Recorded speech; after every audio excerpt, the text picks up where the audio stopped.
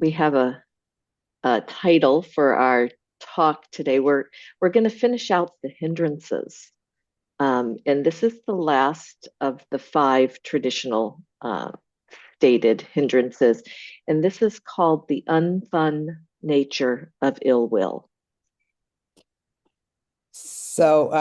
Maybe ill will doesn't need a lot of introductions because I think we all know it. We've all experienced it. And it rarely feels good when we're in it. At least I think for those of us who are trying to cultivate a path of kindness, um, it doesn't feel good. Maybe for some people it does. I don't like it. And yet it can be surprisingly difficult to let go of. Yes, and because of that, um, when we encounter the idea that because we are spiritual practitioners, because we are ethical, we shouldn't experience it at all. And there's really some I think strong uh, direction of that. As you have less ill will, the more advanced you are, the more the more spiritual you are. And really what we're pointing towards is we're going to have a long-term relationship with this hindrance. Ill will come and go. It's sticky. It has a strong ability to persist. So let's know a little bit more about how we deal with it, how we respond to it. Right, rather than, and I think I might have been guilty of this in the past, so I know it, rather than, just kind of trying to move on and just trying to change the focus of attention and just like, no, I am not going to look at that. It doesn't really work anyway because, when those things we feel ill will, they do keep replaying these conversations, these situations. They persist. They have, I don't know, the person that we're or persons we're feeling ill will, they don't even need to be around. I mean, I had this terrible ill will experience with the garbage man last week, and I mean, I'll probably never see the guy again, but it's still in here in my mind, Mhm, mhm. in my And body mind. yeah, yeah. I mean, that's the like we can reimagine the situation and the person just, very easily. And also because of that, it can be contagious. When we are telling the story again, we want validation and we want to recruit people into understanding why this person is not doing what we want or doing it the way we want, or even sometimes we are onto something unethical or some boundaries that are not um, being upheld that really need to be. I just like it. I often have a, can you believe that happened? Can you believe they did that? Is often with that storytelling. Right. And then if the other person joins in, I can't believe they did that, then it can feel like they're kind of in it with us, which can feel supportive and good, but it also can keep the whole thing going. But maybe, Nellie, that's the place where you're getting to, like, that's where it kind of feels good. We have some company with it. Holding it on my own, I really don't like it. But sometimes I call it venting. Sometimes I call it other things. It's nice to have somebody in it with me, and that is one of the things that keeps it going. That I really don't want to keep it going, but there's some of the pleasure. And also sometimes when that happens, it hopefully, or at times, that other person can really help us see it differently and move through it. So it's not always venting, and that's a real Right, discernment. right, right. And untangle something, learn a bit from it, as you and I have talked about. Kind of externally process something, so that we can get clearer. Right.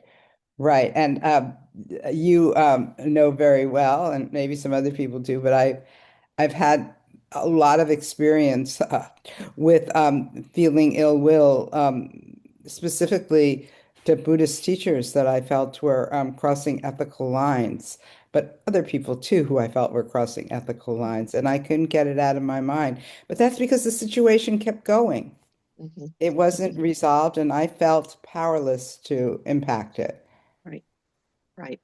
And there was no acknowledgement of it or accountability. I mean, these are the other things that will often feel ill will against systems that don't acknowledge the harm that's happening, that don't, you know, move the needle in the direction of justice or accountability. And that often, I think, really touches a deep fear in us that nothing will ever change, that this harm will keep continuing no matter what I do.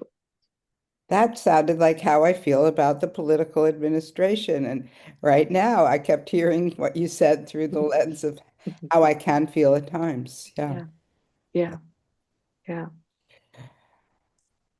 So, yeah, we want justice, but sometimes there's no way that we don't have that much power to get justice, but that doesn't mean we're powerless either. We can do little things. And that kind of goes, I think, to the relationship we have with something, the relationship we have with ill will, is we can start to discern the kinds of ill will that we have, that when something is unethical and that we need to stand up and take different action. But sometimes it's just asking me, us to do something difficult, something that's going to kind of help my growth, but I'm not really wanting to change that much, or I, um, I'm actually resistant or rebellious against it. Uh-huh.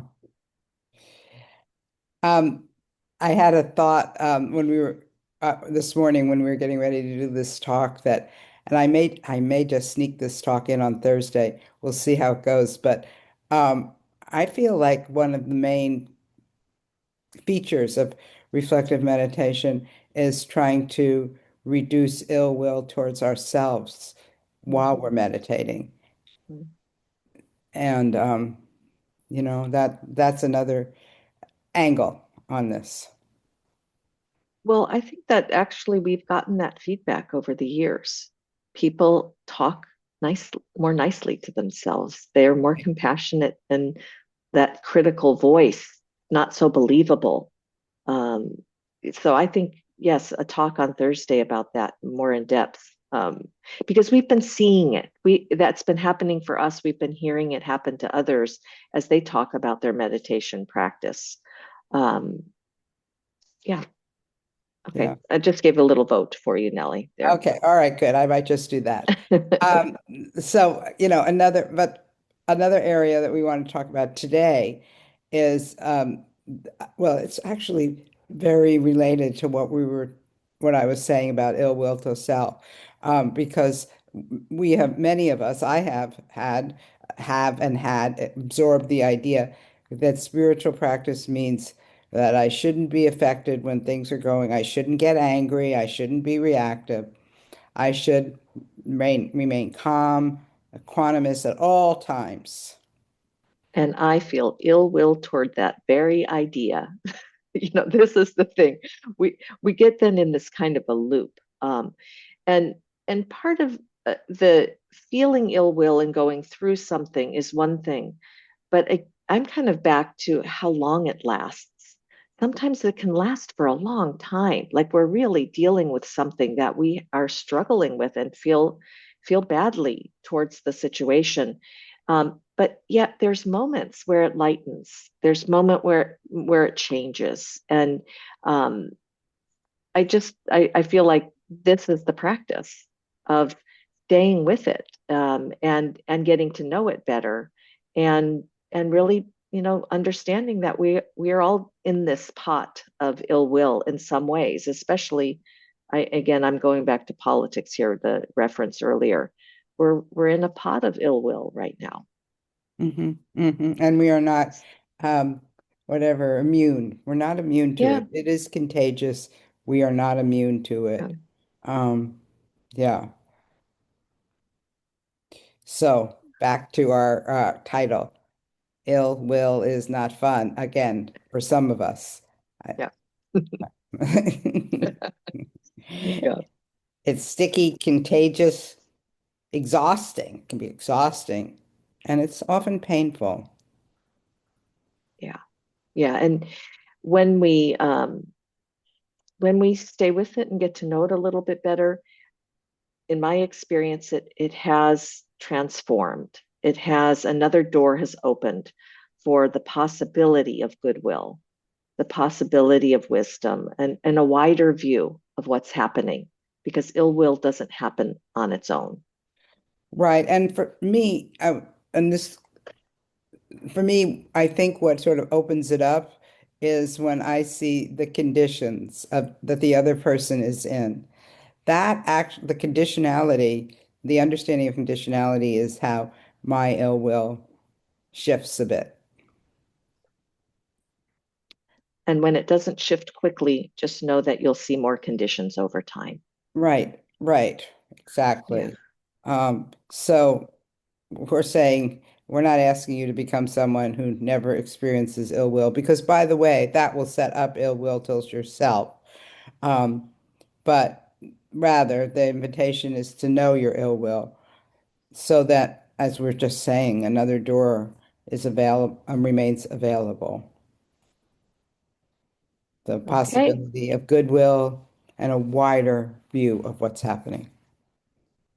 Okay, I think we covered all of our bullet points.